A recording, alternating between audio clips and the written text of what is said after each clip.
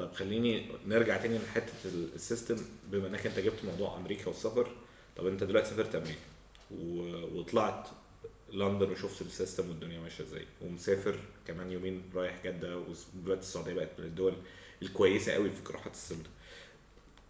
تصنيفنا احنا ايه؟ يعني انت هنا وهنا وهنا وشفت تصنيفنا احنا ايه في كل الحتت اللي احنا بنتكلم عليها دي؟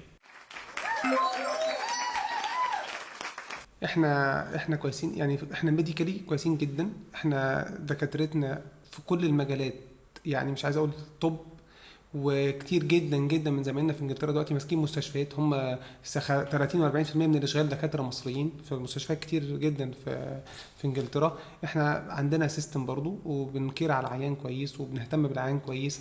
يعني كان في عندنا في الدمرداش في الجامعه ممرضه رئيسه العمليات دي كانت انجليزيه، وقالت لنا صراحه ان لو هعمل عمليه هعملها مع جراح مصري. احنا كنا سالناها وقالت كده صراحه، انا لو عندي لو انا هعمل عمليه هعملها مع جراح مصري. والناس دي ما بتجاملش، ما بتنافقش، ما عندهمش الجو ده خالص.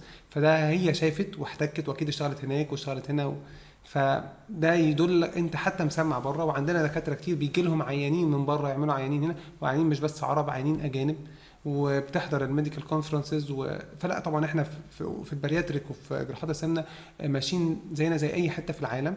بنشارك في كل المؤتمرات، واساتذتنا موجودين في كل المؤتمرات بابحاث علميه وبتجارب وبحالات. فلا احنا في البارياتريك في مصر عموما لا كويسين جدا.